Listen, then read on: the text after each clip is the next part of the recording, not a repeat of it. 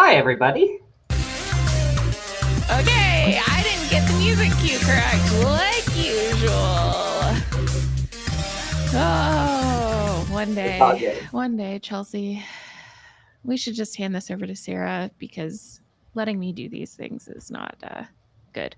Welcome it could have been worse. It could have been you dancing like to the song for 10 seconds straight in total silence, and that's what happened to me last time. So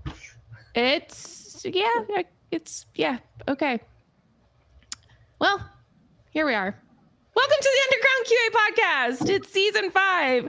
We're a podcast about quality assurance in the video game industry. My name is Chelsea and my pronouns are she, her. And today we have 2 fellow QA professionals joining us today, and I will let them introduce themselves. Hi, everybody. My name is Ariel Smith. My pronouns are she, her, and I am a test discipline manager at Bungie. Yeah, and my name is Marcin, and my pronouns are he, him.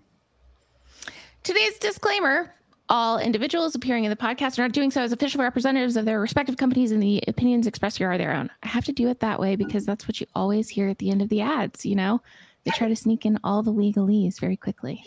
I'm really excited to be here, y'all. We're here for kicking off season 5 of the Underground Game QA podcast, which started as a response to getting everybody together. So I want us to talk about the last season, and I want us to talk about what's coming up for the community and the industry. And so that's the goal for today's podcast. We would love it if you type in Twitch chat. We are here monitoring that chat. Hop in, let us know. If you're in the Discord, we're taking a look there too. We're excited for you to be here. And if you're listening later, come and join the discussion in the Discord. Comment wherever you're watching this, YouTube, Twitch, LinkedIn, whatever it is. We'll be taking a look at it. We want you to be here and we want you to take a listen. So we always kick off with a lightning round.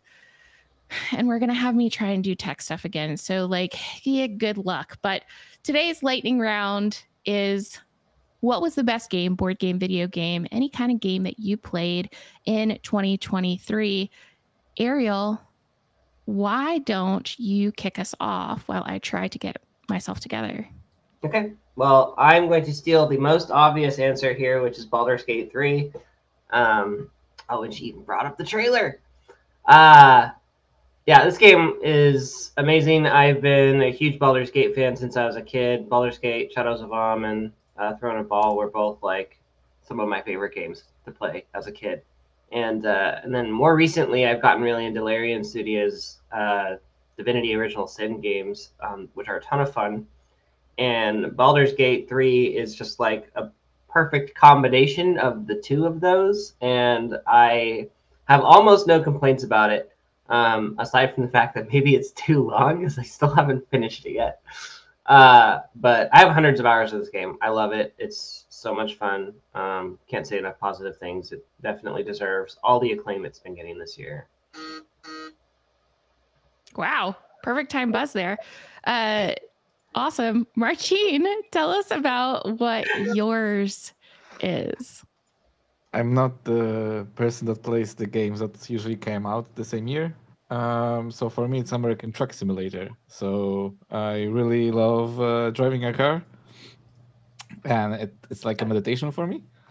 And my friends I hang up on Discord usually play together with each other. They create convoys. So we basically take the same job. We hop into our trucks and drive together, delivering stupid shit like boats. I don't know, furniture, groceries, whatever it is. So we just buy our most favorite and awesome looking trucks, and we just drive through America together. And it's very, meditating and relaxing. So I really do enjoy it. How long does it take to get coast to coast in the game? Whatever it is divided by 20, because I think the ratio is 1 to 20. Okay, especially so it took me 40 do. hours, so it would take you 2 hours to get coast to coast. Yeah, it doesn't have coast to coast yet, I think. It just covers the western south part of America. You see Vegas right now on the video if you're watching the video. Yeah. So, and I think with the trick they also do is that in cities, it's more or less 1-to-1 how the time flows and everything. But when you're driving outside of cities, it's 3 times faster, just to make it more pleasurable, so you don't you don't just drive 20 hours or 40 hours coast to coast, so they speed up things. So it's cleverly done to make sure that you get the experience of driving for a very long time, but also it's not realistic, like, you know, you're gonna drive like 40 hours. Do the cars have like an autopilot option, so you can just like tell the car to drive itself and then kick up your feet, or no? No, but you can have the speed thingy that, you know, you can press and it just holds the speed for you. Okay. That's awesome. It's not driving, it's trucking. It's real trucking. It's true. I saw a funny video of a TikTok of a guy that was a trucker, and usually when they have those trucker stuff inside, they usually like put consoles, and because they live in America, they live in those trucks basically. So he has to finish his day because he's like, after 8 hours of driving, he switches to another seat. It opens up a console, and it launches American Truck Simulator, so he can, Of course, after a whole day of trucking, he can relax while trucking. There you go. Well, my choice for this year is Palia. And Palia is really just like cozy life simulator. And what we're seeing right now is the trailer for the new Lunar New Year stuff that's going on. But Palia is farming, relationships, hunting, gathering, foraging, all the things. There's no combat. And it was my favorite for the year. So if you get the chance, it's totally free to play. Gotta love it. What a good set of choices. Is it like Stardew Valley but 3D? Or yeah, it is. Yep. Damn. Very similar. There's like some mystery around the origin of some things. You've got great music that goes with it. A ton of talented devs worked on this game. Shout out to Singularity 6 folks. So go check it out. So let's talk about what the community said, and let's put our input into it too. We asked the community, what are your or the QA discipline's biggest wins of 2023? And from CAQA Steven on Discord, they said the positive reaction to hyenas at Gamescom and the low crash rate positive reaction from closed beta. Feedback was really positive before it was canceled. And from Soren on Discord, I think the most important thing that has happened is the unionization of QA within structures of certain companies. That's big, spicy topics that we'll get to very shortly. Do y'all have any QA discipline wins for 2023?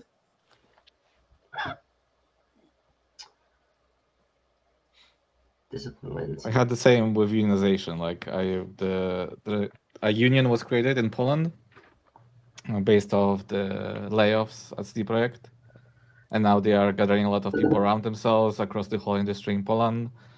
They're providing a lot of workshops, a lot of information campaigns to improve the knowledge about contracts and everything. So despite it was created because of bad stuff happening in the industry last year, I think it's still a great move that we have that union in Poland. It's going to do great stuff, and I'm happy that America is unionizing and a lot of other countries are going the same path.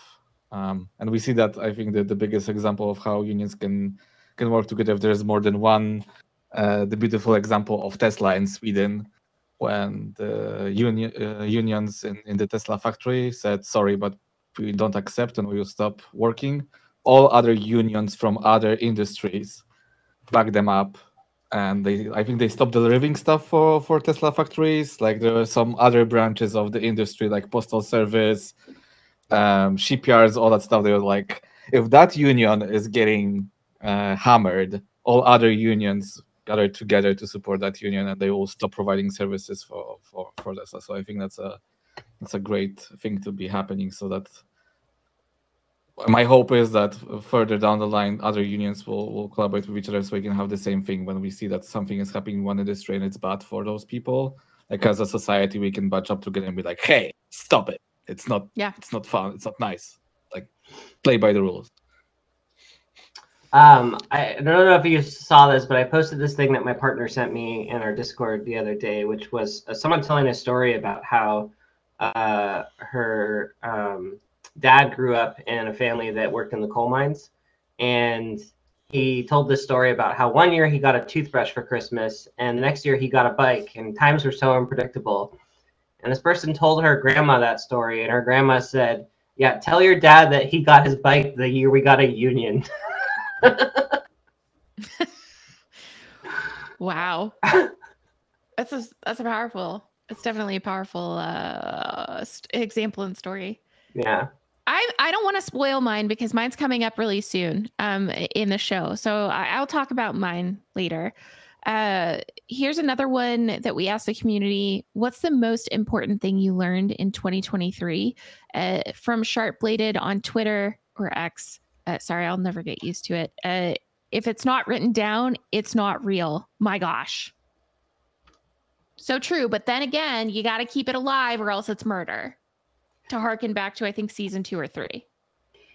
You know, so I've been thinking a lot about documentation this year, Chelsea, because there's this extra piece to making sure the documentation is useful aside from like keeping it update, which is actually like making sure that it has a valuable impact to the people utilizing it. Because I've seen lots of like people make really amazing, useful documents that they do upkeep and they do like keep current, but they don't they aren't able to get people to actually utilize them. So there's these wonderful documents that exist in our org that no one knows that they are there because they either haven't heard about them or they don't know how to use them.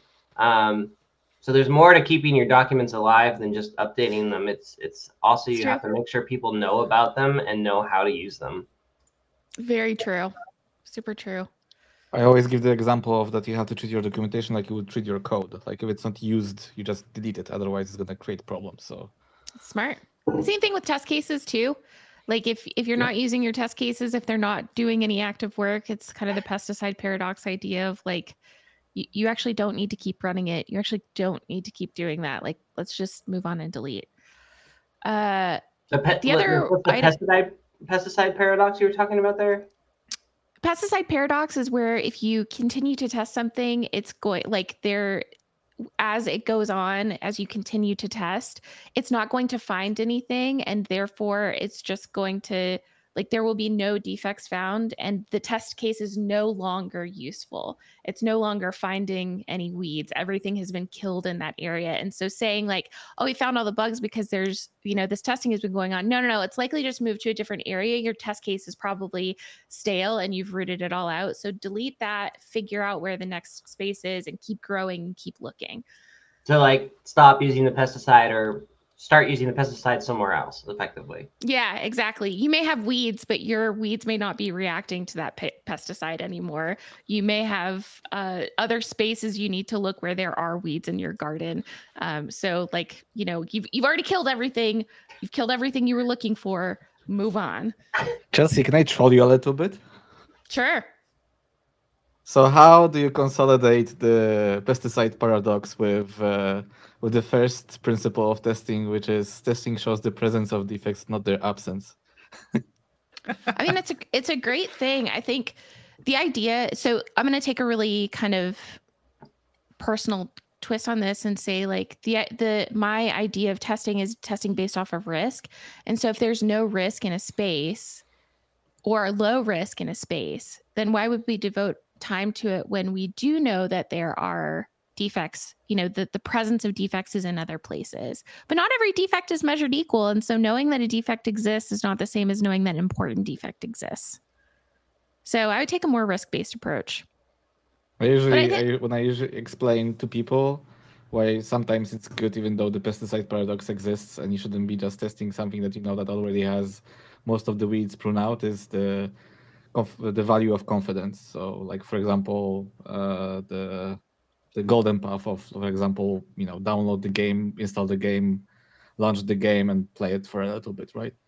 In theory, you shouldn't be testing that because, probably there are not many bugs, but it's so important that the confidence value that it brings, it's so valuable to the team that despite not finding any bugs, the team seeing there's green in that golden path is like, oof, it's like Would agree with you. release. 100%. I think the golden path is always something we should be like always be golden pathin' or whatever we want to say here. Like, and what I would say is there's not always just one golden path as well. Like if we look at games with complex competitive structures, or if we look at games with, like look at World of Warcraft, like how many areas of that game are on the golden path? Well, yeah, I mean, it depends on whose golden path you're talking about, because different players will approach a game in 100% that. different ways, right? Like, Yeah. some people play games because they're there for the PvP. They don't care about anything else. And other people are there to collect achievements. And other people are there because they just want to play through the campaign. And once they're done with the campaign, they're done with the game. And so something that I use in testing is something called personas, which is the idea that you have different concepts or personas of players that you play test as to test their specific golden path in whatever content you're looking at. And then you can use like the different types of MMO players, for example, if you're working on an MMO to approach that problem. Or you can come up with your own personas based on how you categorize your players. Yeah, Three-Horn says GTA Golden Path. Like, there are some games where you're like, can you imagine coming up with Rockstar friends? If you're here, we want to hear about your golden path for these games. Like, is mowing people over with your car, or like, jumping out of a plane and parachuting onto the back of a boat part of the golden path? We want to know. I mean, I think personas would be great for GTA 5, right? You have the person who like only does the story missions and nothing else. They just go story mission to story mission, and whatever side quest you force them to do, they'll do that. Then you have your chaos demons, the people who just want to like drive over like pedestrians and shoot cops and like do whatever the most crazy thing they possibly could in any moment. And then you have like the completionists, the people who are like, I'm going to get every achievement, I'm going to get every side quest, I'm going to do everything possible until I exhaust all of the content in this game. And that's like not really a golden path, but that is a type of player and a way you could look at your content. I'm the slice of life guy. I steal a taxi and then pretend I'm a taxi driver and drive people around. Yeah. Wow. Surprising with that choice of favorite game. I really am starting to understand Marcin more as a human. What I will say, just to add on to what Ariel is saying, the most important thing you can do to improve your quality with this is to get investment from product and design on those golden paths. Because truthfully, in a perfect world, QA decide what personas are valuable. In fact, we don't even design those personas. They are given to us as a way for us to measure risk against, and given the priority of those personas so that we can test or qualitatively focus on or tool against, so that we're looking at those things. So, in a perfect world, we don't make those decisions. They're given to us, and we can really dive into them and understand, do some user research, work with our data folks to do that. So Ariel, you are 1,000% spot on there. Yeah, user research and data analytics, or whatever your equivalent is definitely the folks to work with there, because they should have really strong ideas about what, like, how to categorize your players, and they should also be able to tell you what percentage of your players are in each category roughly based on their research and analytics.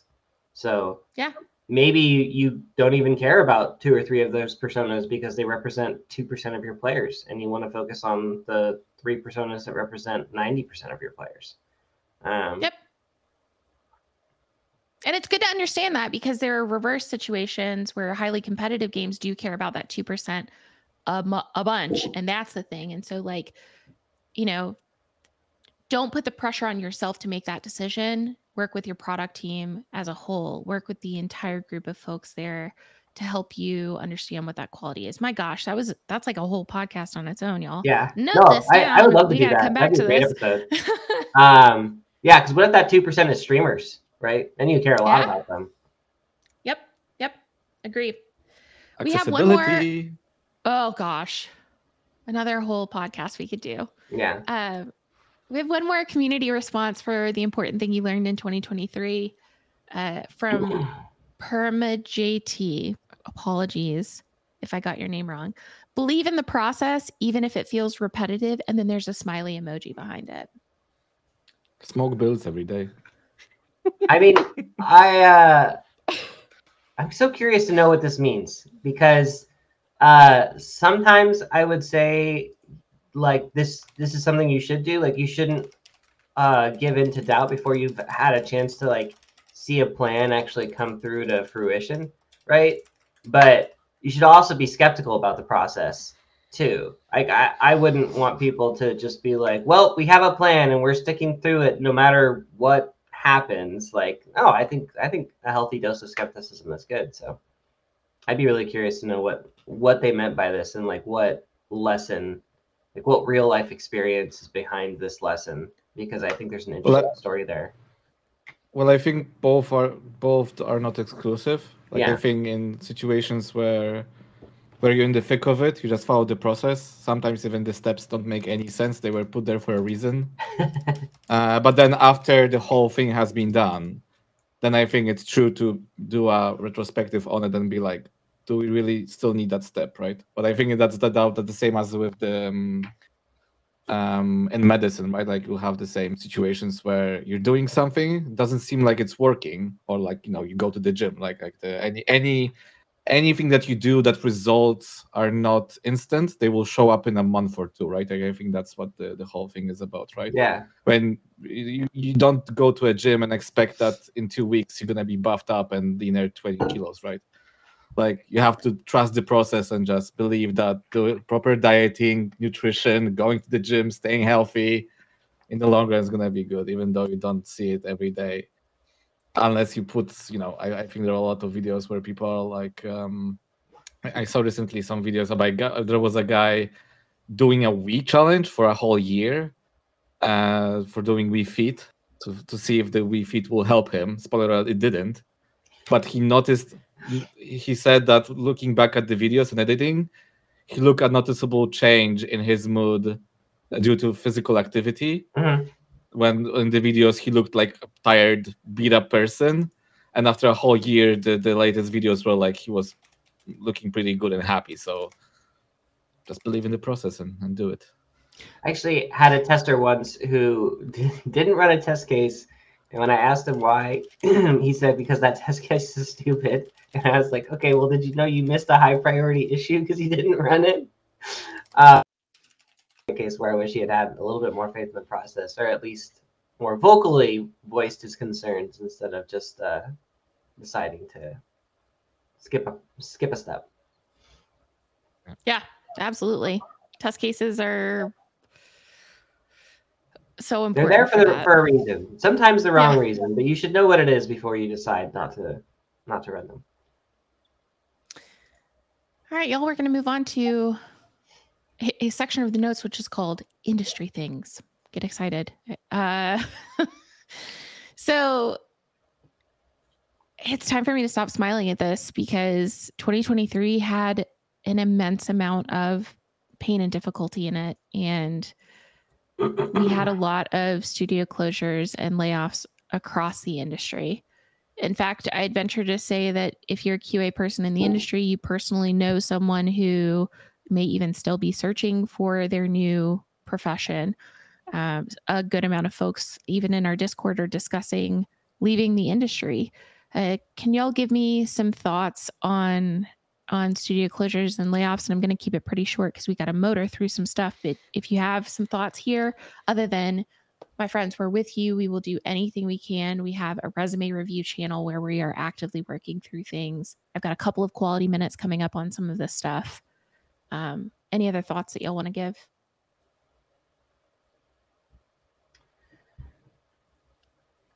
I've been through layoffs multiple times at lots of different companies from a lot of perspectives. I've been laid off. I've been one of the survivors of a layoff, and they all, no matter what side of it you're on, they always suck. And I think the best thing that we can try to do is to do our best to help the people who are impacted by them. And by, offering to give them references, look at their resumes, help them prepare for interviews, whatever they need so that they can get back to work and get a job again. I'm really worried about the sheer volume of layoffs happening all at once. I think that one of the things that's happening right now is because so many layoffs have happened in the past year and there hasn't been a subsequent like increase in hiring from other companies, it's getting harder and harder to find a job in the games industry. So I think we're going to see people start to leave the industry just because they're forced to. They don't have a choice. And I'm worried about the implications of that for the industry as a whole, which I will get into more later.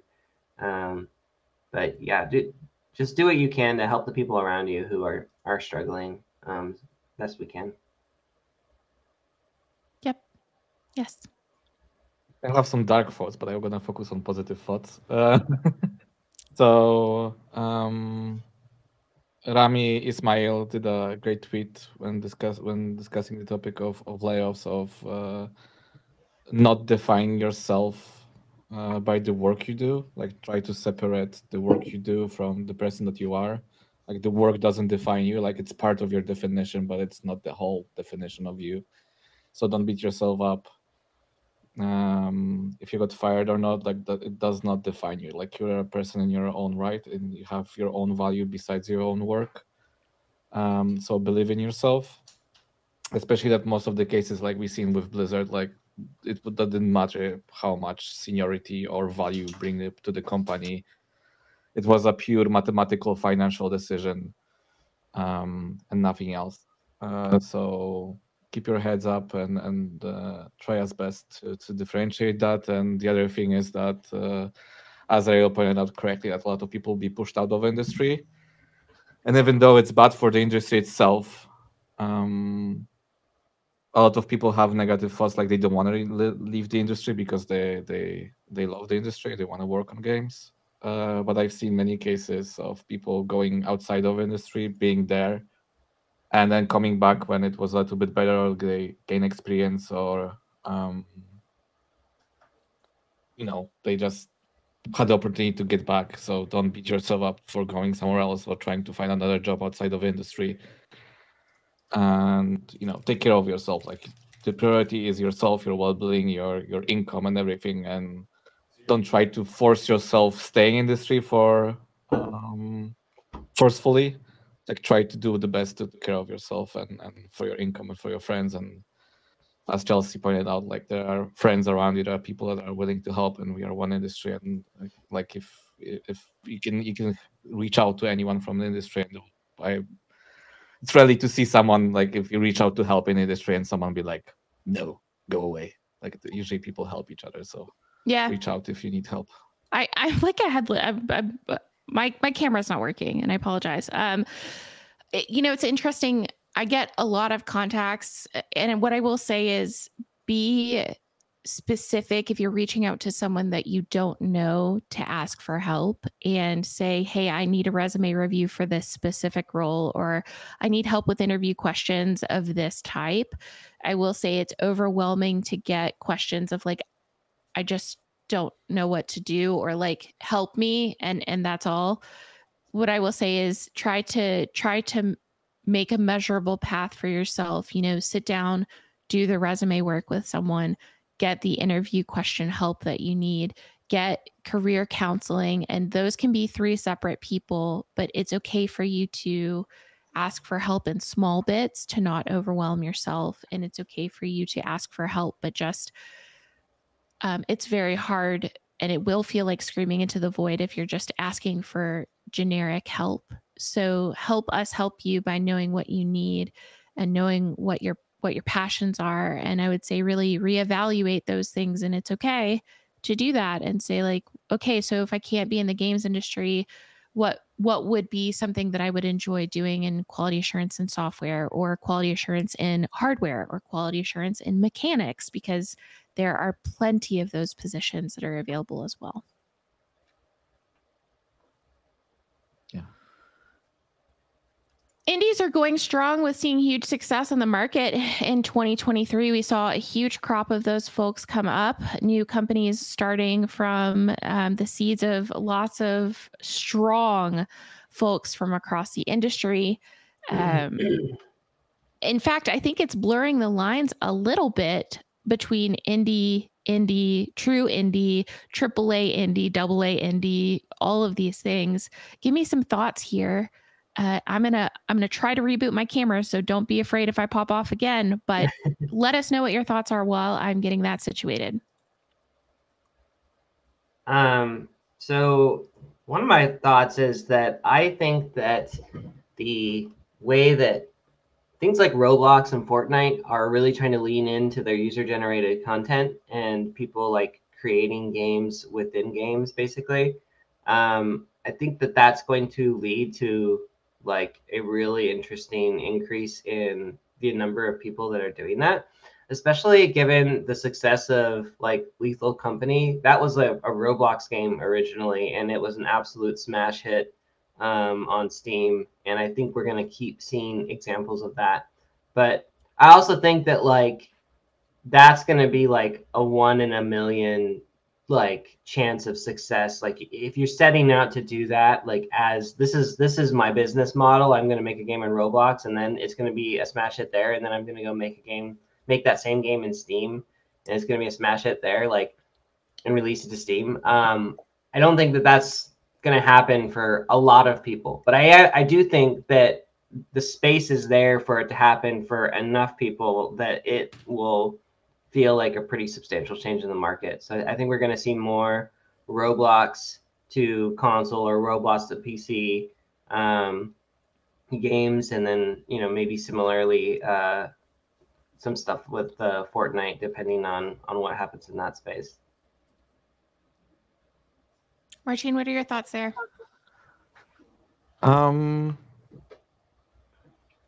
We are following the footsteps of the movie industry, but we are also not, because we are much bigger. To give an example, last year we released 14,000 games.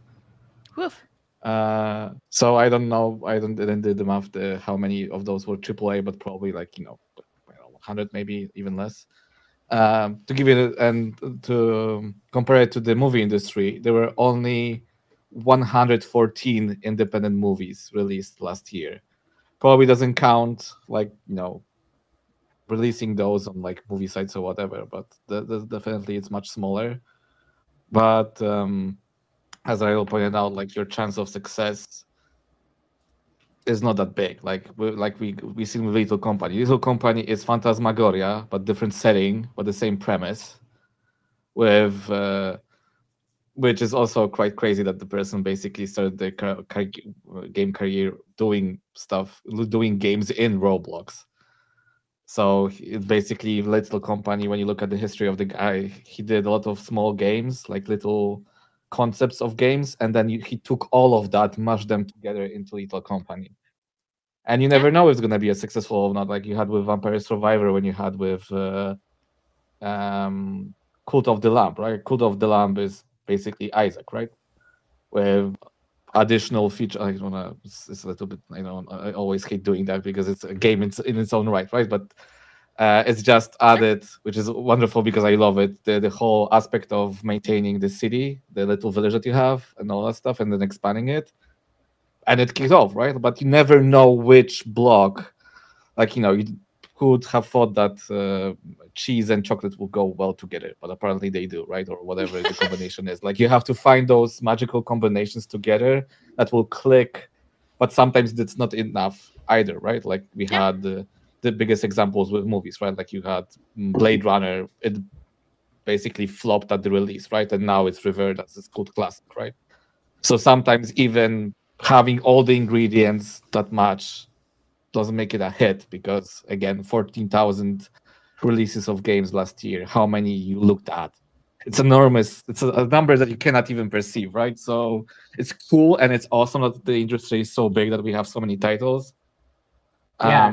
But also you cannot I think the biggest thing that you have to focus when being indie, and I think a lot of when I see people talking about indie is and indie developers, is focusing on the community, building community, like you had with, for example, with Cult of the Lamb. They build a strong community, which then the community forced them to add sex to their game with a tweet, which was awesome, right? So foster that community, build community around you, and you will see success, and you don't have to be a hits single like Little Company or any other games, and you will reach success in your own right, like we had, for example, with Dwarf Fortress, right? Like Dwarf Fortress, I don't know, developed for 20 years now, right? And it blew up recently thanks to them working with a publisher and releasing on Steam. But they were already successful. Like it was just another step of success with Tree on top to going a little bit more mainstream, right? Yeah. But they were supported by the community. So invest in the community and you will have your own success, little small indie success. Yep. I think it's going to be an interesting 2024 when we look ahead. We definitely have more of these titles coming. It's Global Game Jam weekend right now. So we are having a group of folks come together for the first time, probably to make a title that they may decide to push through, or youth may look at an exciting career in the game industry. Let's make sure that we support folks and give them lots of opportunity to do that. And young people are getting more exposure to how to make games at such a young age in comparison to previous generations. It's a pretty incredible thing. And I think that leads on to our next point, which is accessibility becomes more and more mainstream. And that accessibility, when I say that, there are many levels to accessibility, user experience, user interactions, and all of that. But accessibility is taking the forefront. And it's becoming more mainstream, allowing more folks of different levels of abilities, of experience, of all kinds of things to both create and play games. Do y'all have any quick thoughts on accessibility? I mean, I think the more we create accessible games, the more we create accessible game developers, if that makes sense. Like, yes, if we create games that are accessible to a wider variety of people, then those folks have a chance to learn to appreciate and love games in ways that they maybe couldn't before because games weren't considerate of them. But now that they're starting to play games and see the value in games, they're going to have opportunities to say, well, I want to make a game like that. And I have ideas about how I can make my game more accessible. So I think that, like I said, accessible games creates accessible game developers or accessibility game developers. I just want to see more from smaller companies. Like I'm hoping that the more companies, the bigger companies like Microsoft release patents and all that content that they create for their own games. And hopefully much smaller studios will use that content to build accessibility into their games, because we can see that Microsoft, Ubisoft, I think this last year Forza Motorsport got the most rewards for accessibility. Those big fishes are doing accessibility because they can afford it, and I want accessibility to be affordable by even smaller studios. Yeah. And I wish that the industry came together and figured out how we can make it more accessible, the accessibility to be more accessible for game developers to use and see it in other big titles. And when I'm talking smaller studios, because Microsoft and Ubisoft are ginormous.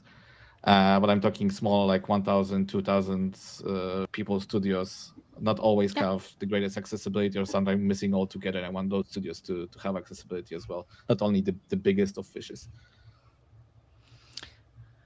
There's an interesting note here, which is, in 2023, agile is a thing that we did, but we are making the same mistakes that software development did years ago. My gosh, do I feel this so hard. Do y'all have some context on agile industry? I even on Geeks in Poznan and game industry conference, there was even a talk by my friend why you shouldn't be doing agile in game dev. So as with anything, I think there's one guy I forgot his, I will need to find out very quickly right now, but there's a guy in Bizda that basically is doing the hottest take about agile and bashing software development, how they are misusing agile. Everyone is. So Yeah. Everyone. You also Nobody can't knows say what to that, do. oh, we're having a scrum, therefore we're doing agile. Like, if you have not read the Agile Manifesto, please go read it, because that is agile, period. And that is what it was made for, right? It is people over process. It's called documentation. It does not anywhere say Scrum, retrospectives. I mean, those are things that we have brought into the process, but you need to have a whole system for talking and communicating and asking questions. And that is what agile is. If someone says we meet every morning and we do a stand up and that's agile, they are telling you literal bull honky. I know of a team that like aspires to be agile, and but the reality is that they've been waterfall for quite a while, and their QA team member has been, you know, telling them over and over again, like, hey, I need a seat at the table if you, it like, so that I can help you, so that I can help you like identify a lot of these issues before they happen instead of after the fact. And she finally had some success when she said, look, this is not agile. If you do not include me, you are not doing an agile process. You are doing a waterfall process, and it is ancient. And that was what finally convinced them, was like the threat of like, oh God, are we not being agile? No shit, we have to like readjust our approach then so that we are agile, which I thought was really, really funny. But yeah, I think that, like, I don't know, a lot of devs are still very stuck in waterfall approach, and they don't actually know how to transition to agile, and so they're making big gestures at agile methods, but not really fully embracing the mindset that it comes with, and so they wind up defaulting to waterfall in weird ways when it's hurting them. Like, even though Agile is scary. But Agile here's is the really thing. scary. Like the waterfall is also a process. It is not just a blatant thing. Waterfall, not necessarily. For waterfall, you have to be doing functional specifications. For waterfall, you have to have a process. It's not like stating waterfall is also a thing. And years ago, when I was in an environment that was doing waterfall, there was just as much backlash because QA was not getting functional specs in order to look at that, right? Yeah. You can't do quality assurance if functional specs don't exist, if those requirements don't exist, right? You're still not getting the information that you need. And so just be very cautious in these times when using these buzzwords means something to someone that's very different. There are technical definitions, and it's why the ISTQB stuff, any certification where you can get a vocabulary is good, because you have a vocabulary to speak with people. And very often just community conversation doesn't give you that.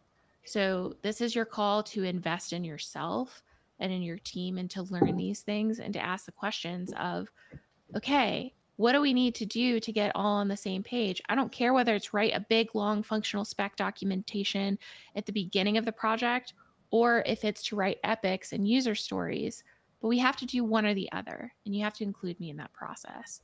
There is not, regardless of what anyone says, there is not one process that fits all. It is the process that you and your team do best to answer the questions that you've got and to make a great product for the player and for the team, because you are all customers in that process. So don't let anyone spread bullshit about a process to you.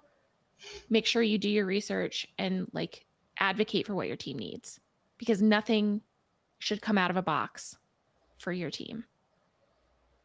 I highly recommend following Alan Hollow, because I found the guy on Twitter that challenges how Agile is being used in software development.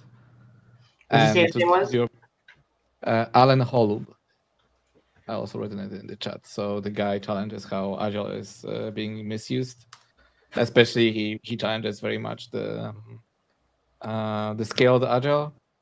So he has a lot of spicy takes, but I think that's the whole point. Like, I don't agree with everything he says, because sometimes to make a point he dismisses a lot of small details that are important. But I think it's good to challenge the a lot of. I think the biggest scam.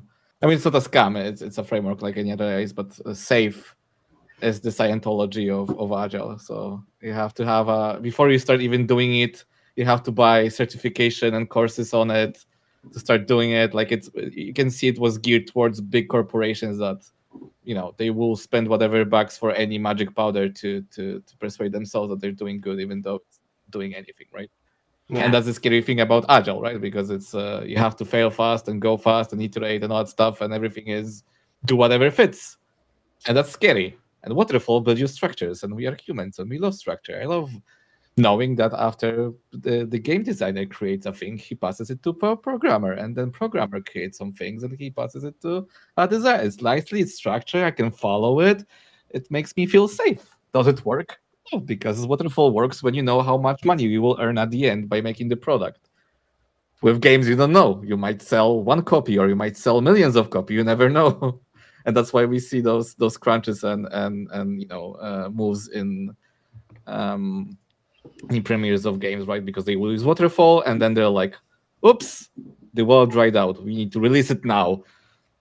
Good luck. Yeah, I think it is a scary thing in Waterfall when you get to a place where you have not completed the functional spec to its name, but you say it's a go because that's what the functional spec says essentially. So it's all of it. All of this is to say, be cautious when anyone is selling you a process and make sure that you fit it to what you need. And that being said, Marcin, I think you have a conference to talk about with us. Yeah. I want to shed light to it because I don't know if everybody is always about the GDC and attending GDC and going to GDC because it's flashy and it's awesome, but also you have to sell your kidney to go there. So there's a great alternative. That's why this conference was started, by the way. That is why this conference was started, so that we can keep all of our organs inside of our body that we need.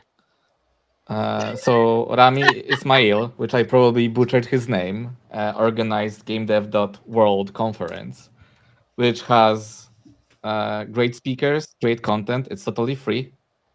And it's translated to several languages. So it all has subtitles. So each talk has subtitles in multiple languages. So it's also nicely accessible. Because not everybody has to speak English. There are a lot of countries that are not bilingual and are not fully focused on English. So if you're game dev, want to see free, great content and be accessible and support them, go to gamedev.world. And it was an awesome conference organized last year. I think they are organized every year. They started in 2019. It's always great content, great talks, and it's always awesome to see them thrive and do awesome stuff. And it's for free. So, yeah. Awesome. Thanks for plugging that. It's posted in the chat. We'll make sure to post it in the Discord as well, but it's gamedev.world if you're listening and you want to get to a website for it. We're going to transition here to talk a little bit more locally about the underground game QA community itself and the change we saw over 2023. And Ariel, why don't you kick us off? Sure. So I have a prediction for this. Or wait, no. I'm sorry. I'm getting ahead of myself. Yeah. So the growth of our community has been pretty substantial this past year. We just got over like 200 members in a little over 4 months. We hit a 1K mark this year, and expanding our community, which is now officially public on Discord too, so people can search for us and find us and then join us that way. Hopefully some of them are not bots, but one of the things that I'm hoping to do this year is to create like a monthly hot beverage hour where we can like just have a chance to sync up with members of the community at least once a month.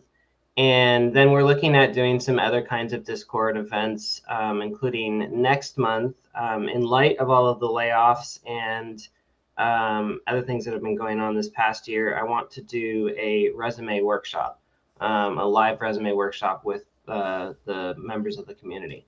So look forward to that being scheduled sometime in February, probably like mid to late February. And the plan there is I'm going to try and get at least a couple of managers to come in, and anyone who wants to have their resume looked at by some folks who have experience hiring for our game company, they can get feedback from us and hear from us like what we think they're doing right or what they could potentially change about their resume. And then we'll be looking to do kind of similar events, not resume workshops, but other kinds of community-driven events throughout the year, because I really think that the underground QA community is really just special, and it would be such a shame if we didn't like capitalize on the fact that we have all of these people gathered in one place, hoping to like have people to talk about quality with. So I really want to jump on the fact that we have this gathering of folks and try and find some ways for us to come together and do stuff together. Ariel, if folks are listening and they want to participate, they know they're like into the resume idea, how should they reach out to get on that, or will details be coming? Details will be coming, but if you have ideas and you want to reach out to me right away, you can either send us an email at undergroundgameconf@gmail.com, or you can reach out to me directly on Discord. My Discord handle is xvxteachervxv, and I have my DMs open, so feel free to reach out. And to make sure you get that, it is Underground Game QA Conf. That's CONF @gmail.com. We'll say it again at the end of the episode. Yeah. Marcin, what about you? What did you see last year? What do you see coming up in the next year? But you want me to talk about predictions or the plans? Well, plans, yeah. So we had that lovely discussion with Ariel. So I spoke about the community events. Last year it showed that having a podcast episode every month is too challenging, especially with all the things happening in our lives, and last year being very challenging for us. Doing 6 episodes in a year would make it a little bit more achievable and maintainable for us, but also allows us to do those special community events so we can intertwine them. So one month you get a podcast episode, one month you get a community event, and then at the end of the year we can make something special for the community and with each other. So it's more doable, more maintainable, and I think it will produce more quality in our episodes. And also, we started 5th season. We talked about so much stuff. There's so many topics that we covered that at some point we'll just hit the end of and start repeating ourselves. Obviously, there are some topics that we can always circle back to because after 5 years some things just changed and we can go over them again. But 12 is just too crazy and 6 is more manageable, and I think that change with intertwining to having community, integrating community into our content will be super awesome. So I'm psyched for that. I think you've got some personal stuff going on too. Do you want to go ahead and tell us about that? Yeah. I always mention, I mean, not always, because I don't want to drum the drum of Ukraine situation every podcast. But I'm working with in Kiev studio. So working with the awesome people in Ukraine. There's 1,000 people in Ubisoft Ukraine working, and it's the 2nd year of the war.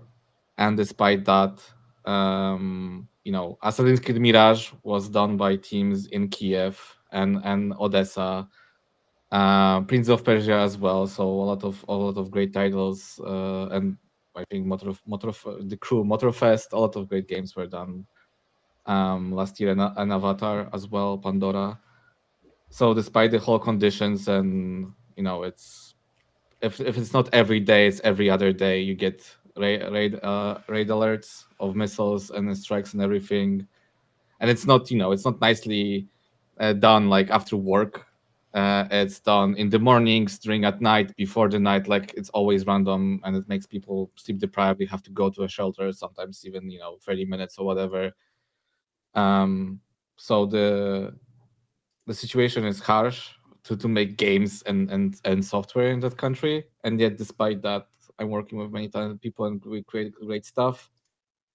And one of the departments I'm working on is a technical department that is doing automation, and we did a lot of automation last year for example, for the Avatar game for Pandora, and we're gonna continue doing that. And we have the ability to automatize the whole Ubisoft together with other technical departments around the world. So I'm psyched for what's gonna bring up for this year, and hopefully the war will end and it's going to be much better. But I'm very psyched of having the ability to work with such crazy talented people, and despite the whole situation, they can still churn out automation and quality and content and create great games. So yeah, sending our hearts out kind of across the world. There's a lot of conflict going on globally right now, and so again, your community is here for you, and please reach out if you or someone in the QA community needs help or assistance in job placements or even just aid. Community's here to help. And thank you, Marcin, for helping that team do their work and continue despite really difficult odds. I think on the other side, I'm going to try and do more quality minutes, more bite-sized content. It was well received. We did a pilot last year. Folks seem to really dig it. And we're hopeful that we'll expand quality minutes to you guys and gals and folks in the community. So, eventually you can post your own quality minutes. I like to call them my quality shower thoughts in some ways, because they're just things that I think of in random moments. If you ever want to see the most random things people think about, those are those, and it's my moment to talk about those. And I want you to think about them too. Always feel free to think about a quality minute, and we'll work out how to get that to you in the coming year, hopefully. Let's move on to some quality predictions for 2024. What is 2024's version of ChatGPT? And at the end, I'm going to share a story with you. But what do y'all think? What do you mean? Like, what is like the big earth-shaking technology that's going to come, or what is the like big thing that's going to happen that's going to be different? I'll take any of it. What do you think is going to happen? I think 2023 was the year of ChatGPT. What do we see in quality in games happening in 2024? I think 2024 is going to be the year quality drops significantly across the industry. And I have a lot of reasons why. I don't think that this is just coming out of nowhere. First of all, we are suffering from a massive amount of brain drain. Like, we're losing a lot of people from the industry because of the layoffs, and those people are not staying in games. They're moving on to other industries. So we are, I think, losing a pretty significant amount of like quality expertise across a bunch of different companies. I also think that companies are trying to use new things like ChatGPT to speed up like how fast they're able to make content and test that content. And while I think there's a ton of potential there, I also think that like we're kind of like playing with tools we don't fully understand yet, and they often miss the mark. So I think that like we're gonna suffer from this combination of like having a bunch of tools that are making a ton of content really quickly, and then we're going to be trying to use tools to test that content, and we don't fully understand them yet because we haven't had an opportunity to learn how to use them yet. And also, we lost a bunch of our experts in quality to layoffs who are now leaving the industry and moving on to other things. So I think all of this adds up to a pretty significant drop in quality, especially for like larger studios. I think indie studios will probably be largely unimpacted. I think they're going to kind of keep doing the same thing that they've always been doing. Whereas larger studios are much more likely to like change their approach, try to use ChatGPT and lean more into automated testing that maybe they haven't used before and want to use. So anyway, I think it adds up to a significant drop in quality this year for games. And I'm hopeful that it will lead to a significant increase in quality the following year as we start to understand these tools and as we start to get better at, the tactics that we're switching to this year. but we'll see. Marcin, anything to go along with that? I'm gonna do the most boring prediction because you already have a lot of great predictions. So the most boring prediction is gonna just see less games this year. And one of the examples when Ariel brought up that indies won't be affected is my wife works at a small studio, and it's already for them a hell to get investments because of the all layoffs and everything, and the industry being a little bit less risky with their money. So I think the whole layoff stuff has impact of how many games, and probably this year and next year will definitely have much less games than we usually had. So probably we'll see a dip in Steam charts of how many games will be released this year and next year. Yeah. So fewer games and lower quality games too. So I want to share my story that goes along with what Ariel said, and kind of harkening back to another thing, which is I used ChatGPT or OpenAI tools, logo creator, among other things, right? But I wanted to create a logo for a Quality Minute that felt cottagecore, because that's something I love seeing distinct styles, and cottagecore is one. So I went through, they had some great items inside the tooling, and I was able to choose some different things. I asked for 9 different logos, and it said, okay, I'll create 9 different logo designs for Quality Minute with a cottagecore feel. And so this was the first sheet that I got. It is not letting me show it. We'll go back here, but you can see it starts off good, right? Like, I don't know where these numbers come from. It doesn't say minute here. We get really wonky in this one.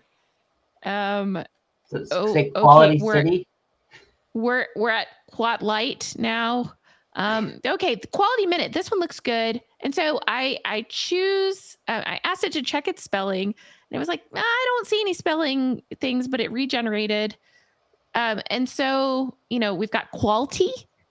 We've got Quady Minute with some very interesting spelling here. So I wanted to see the 5th logo because that one actually said Quality Minute on it. And from there, I really tried to hone into getting this one in the right colors that I want and the right look. And still, by the end, I just got so frustrated because we have 5 Coatuity Minuti code 2 stars. And I just couldn't. This is real life, y'all. This was not, I was not even trying to prove anything, but that is what happened in my experience. So I'm going to support what Marcin and Ariel both say, and say that we're in for a ride if folks think that AI is going to be the thing. Now, I will say, like, some of the test case generation stuff is pretty cool. I do like that. I do like how we can talk through some pairwise testing. I think it's great for people to explore. For code snippets, it's really quite interesting what we can generate for code snippets. Although also it's not perfect. We'll bring in extra libraries than what we need. There will be very crappy code comments that are there, but I do think there is some real possibility here. We need to figure out how to justly give credit to the folks who made the original content. We need to figure out how to improve some of these language models to be better. But, I don't know what 2024's version is going to be. I'm going to support what Ariel and Marcin say here. The community had some interesting responses as well, some being very sad and heartfelt. Hopefully the layoff trend stops. Yes. But I don't think that actually shows any signs of slowing as of right now. We had several thousand developers laid off last week across several companies. Yeah, I'm it's sure January, like and I think we reached the half of the amount that was fired the whole last year. Yes. So it's just January. It is a hard thing. And so hopefully the layoff trend will stop. And again, just saying it one more time, community's here for you. We'll do our best. There's a jobs board there. We've got resume work, but there's all kinds of things. So get in there. I'm sure with games like Persona 3, Like a Dragon, and Final Fantasy VII Rebirth, there will be a bunch of buzz regarding Japanese developers and the resurgence of RPGs, which is a nice contrast to all of the Baldur's Gate 3 talk from last year. In parentheses, this person said it, and I love Baldur's Gate 3, just as a note. So there you go, Ariel. It's not cliche yet to say Baldur's Gate. Yeah. Mine is hopefully more companies follow suit and unionize and layoffs stop. I also hope more companies realize remote work is totally doable and stop this mandatory RTO stuff. Woof. I feel like that's the 2023 year in so many ways in summary. I think that I think there's like two layers to layoffs. One layer is we had a bubble in the game industry from COVID. There were a lot of people who were staying at home and they were playing video games all day with their friends online because they couldn't hang out in person and because they couldn't go out of the house, right?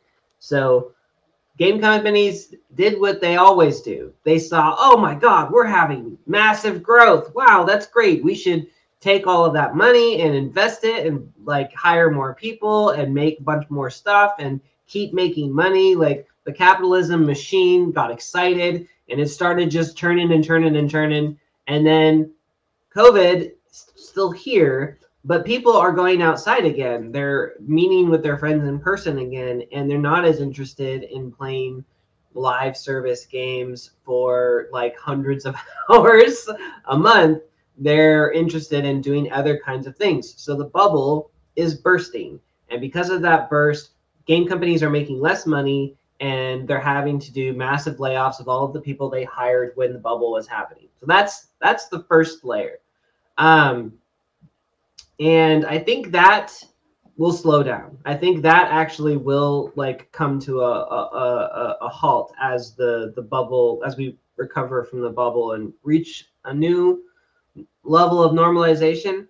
But I think the other layer here is that like, regardless of whether or not the bubble goes away, we are still in a capitalistic society, in a capitalistic industry, and game companies are still encouraged to do this kind of like fast growth, hire lots of people, see if we can turn a profit, and then when we don't, okay, we have to recover by laying a bunch of them off.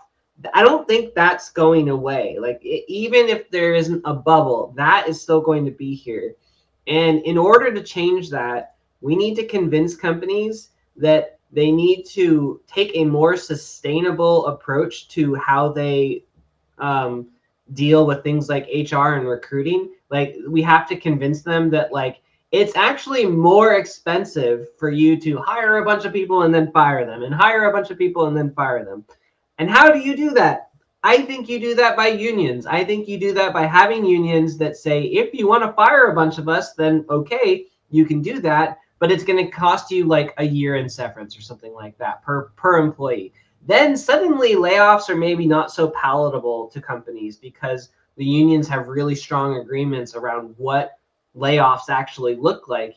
And so suddenly maybe companies are a little bit more reluctant to do massive hiring sprees. Maybe they rise and fall more gradually instead of trying to do these like big massive expands and contracts. So I think the first layer will go away as the bubble recovers, or as we recover from the bubble bursting. I think the second layer doesn't go away until we have unions. So food for thought. Food for thought.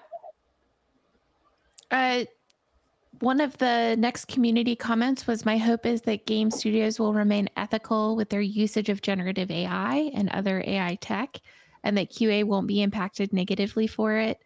I think we're here. I think AI is here. I also think we can use it to our benefit, right? I don't think it's all negatively. I think there's a positively for it. I hear a lot of conversation around this, similarly to when I hear conversation around people being automated out of their jobs. Clearly, AI tech still requires spell checking and very basic things around what's being generated. Again, I'll reference code comments and code quality there. So I don't think we're at risk. In fact, I gave a talk about why AI is not going to kill your job very recently. And I still think that. And while I do think it's quite possibly negatively impacting in some spaces, I hope that QA, as long as you can show that you are positively, in fact, impacting the qualitative and quantitative aspects of the industry, I think we will be safe from AI for now, and it will take some time. Well, on that note, I was following the SAG-AFTRA thingy with Hollywood and AI. Yeah, the strike. And for example, for using AI for voice actors in game development, they just raised a white flag. They just don't care. Like they only cared about the movie industry, and for games, it's off the limits, right?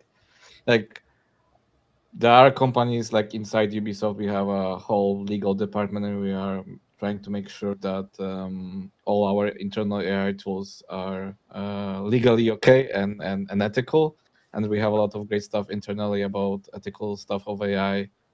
But that's not everyone, right? Like we have right now Power World, for example, with using AI and the quality that we talked about, that it's basically a cheap way to create stuff, and how to expect, like if you use something that gets stuff from the masses, like it's expecting you're gonna create a nice meal out of ingredients from McDonald's. Like you can try, and probably in some cases it will, but most likely you will just get the same McDonald's quality, right? So depends on what you value, but unless, again, like Ariel said, like unless we get unionization, an ability to have a big voice like Hollywood did with their AI initiative to stop and make sure that AI won't be dangerous, your better bet is to, like we had, I don't remember which big company had a lawsuit.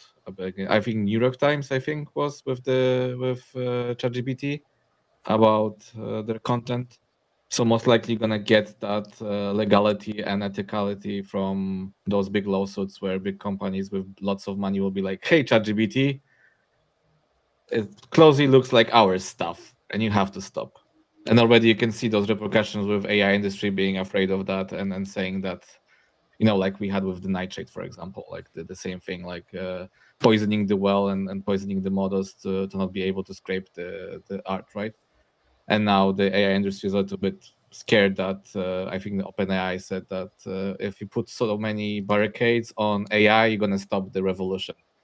Which I don't think there is a revolution, but definitely it means that the current stuff will put a hold on the whole bubble of AI, and thinking that AI will now be everything. Yeah. One of our community members agrees with that and says AI isn't as revolutionary as some early adopters are predicting, at least as it applies to QA and QA practices. While it can be very powerful, the buzz around it has been giving me blockchain and NFT vibes. Oof. Strong feelings there. Here's one last one that I'll share.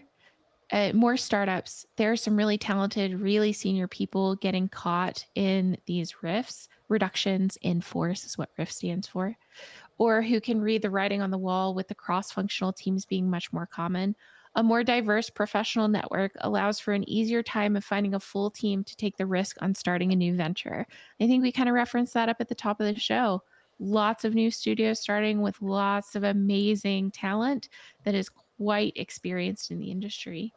And an interesting thing that goes along with that is another person said, I'm hoping a trend that starts as a focus on AA games, less budget, more focus on games that aren't necessarily 100 hours long.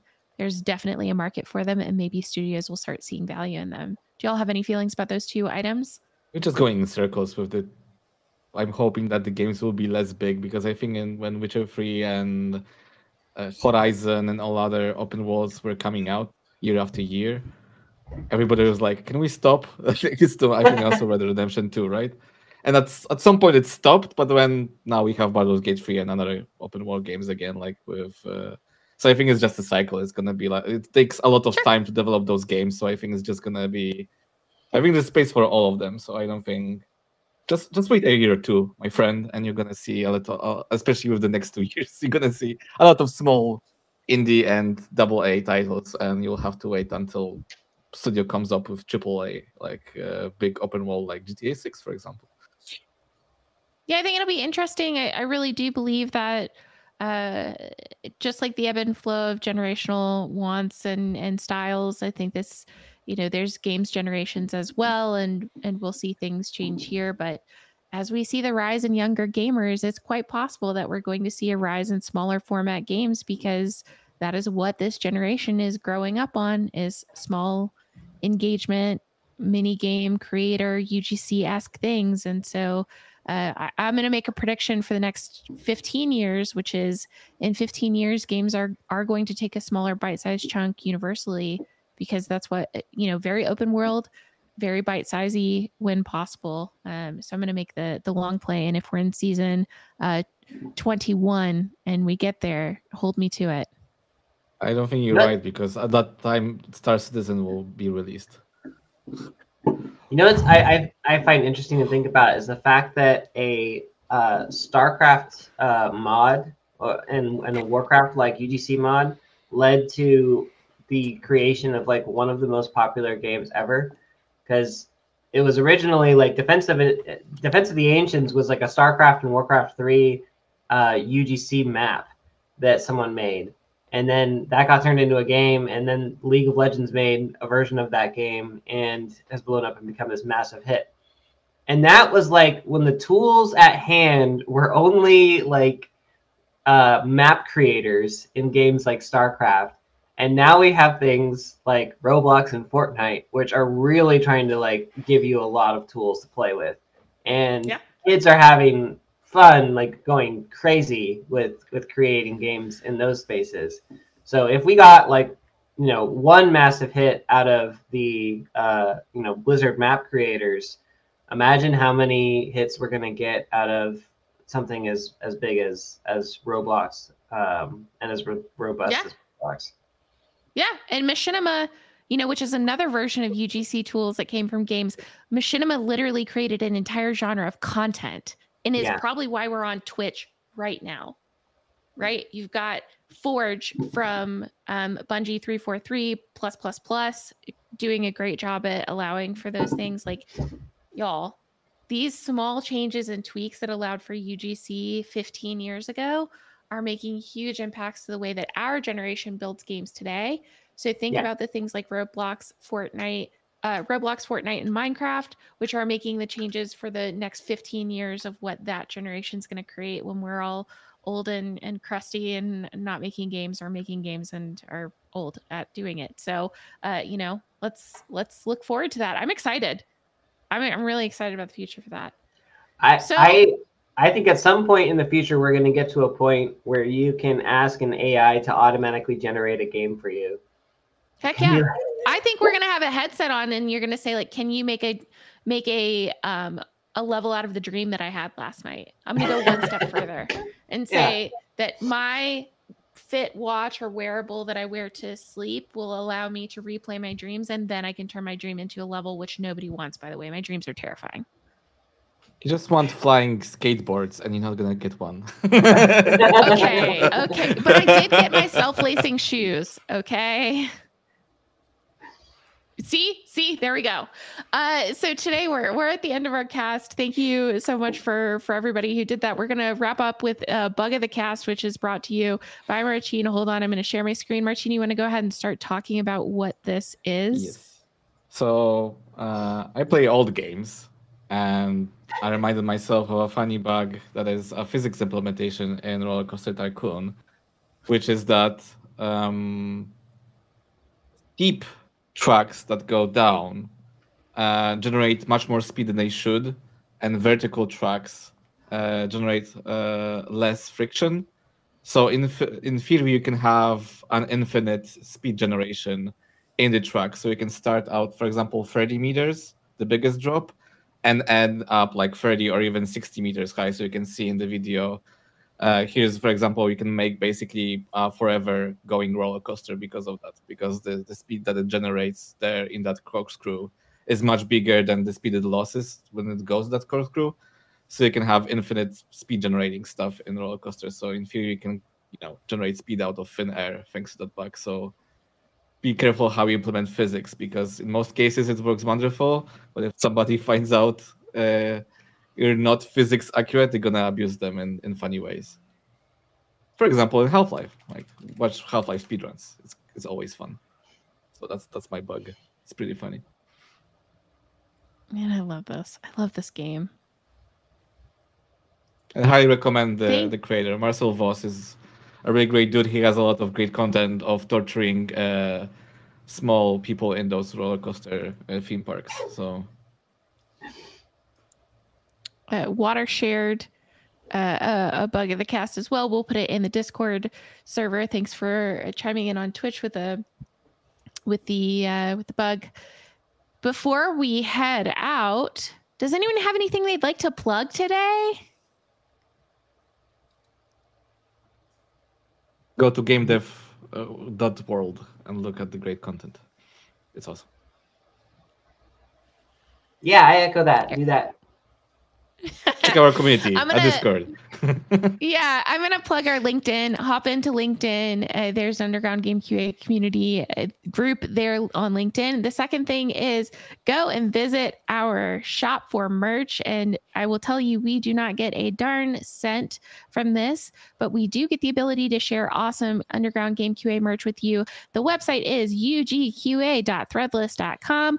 We have a sale going on t-shirts right now, and you can buy the same shirts, the mug, the print that Marcin's got, and all of the proceeds, 100%. Again, we do not make a cent. Go to the Trevor Project and Girls Who Code to support folks all across the world to get in, to be healthy, to make great games, to make great lives, and to be happy with who they are, just as we want you to be every single day. That's it for us today, folks. I want to thank Ariel and Marcin as always, and Sarah in the background. She is an angel at helping us with everything. To every single one of our volunteers, which we are looking for always. You want to host something small, you want to do discussions, you want to help with a community event, we want you here and we want your voice. And if you want to be on the cast or give us a topic, we want that too.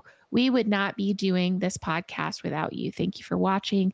Thank you for listening. We are a group of volunteers. We don't make money from this. We don't do anything. In fact, it's a liability for most of us in our jobs, but we want to represent the community. If you have any suggestions for future topics or bugs of the day, just like Water had in the Twitch chat, which you're going to put in Discord, we'd love to hear them. We want you to post them inside of the Discord or wherever you are interacting. If you're a QA professional and you want to be on the podcast, just as I said before, we want to have you. In any case, you can always reach out to us on Discord, LinkedIn, on our YouTube channel, inside of Twitch, or at Underground Game QA, CONF, that's conf, at gmail.com, because we were once a conference who's now a podcast and a community with over 1,000 members. Reach out on Twitter, also known as X, which I will never get right, and at Underground QA, because we want to hear from you. We want to collaborate and we want to be here for you. You have a community of folks. You are well loved, and we want to help you get there. Thanks again for joining us today. Keep playing, keep testing, and keep washing your damn hands.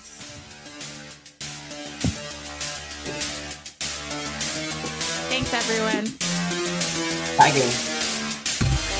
Bye-bye.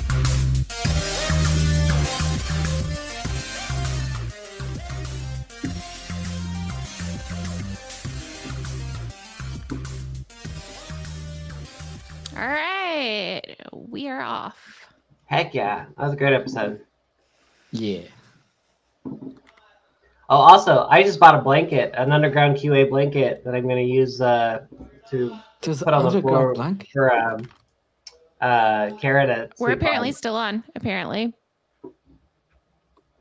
Lies. Even though I pressed the stop button? Well, just go. Yeah, I How think Now you get to see what we're like. In that, Yeah, real well, life, Someone else you know? press? We Did just someone pat press ourselves in the stop back. Underground QA, green room after I dark. know we're still live. My husband is in the background. Bonus content right here. Can y'all It press even the said stop button? you It's not successfully letting me uploaded. press it. Yeah. Can y'all hear him in The the start background? of the year. Yeah, we can hear it.